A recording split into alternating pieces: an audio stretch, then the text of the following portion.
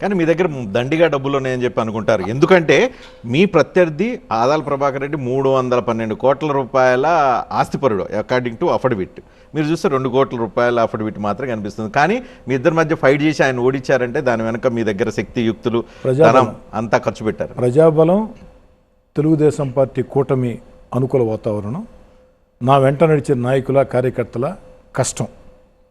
అందుకనే నా వెంట నడిచే నాయకులు కార్యకర్తలకి నేను భుజం తట్టి బొగ్గగిల్లితే సరిపోదు. జగన్ గురించి అంటున్నారు అంతే కదా. నేను ఎవరి గురించి మాట్లాడటం లేదు. ఎవరైనా మీరు ఎవరి గురించి మన కూడా చూసాం ప్రెస్ కాన్ఫరెన్స్ లో మీరు ఎవరైనా భుజం తట్టి బొగ్గగిల్లటం అంటే జగన్ గురించి మాట్లాడుతున్నారా?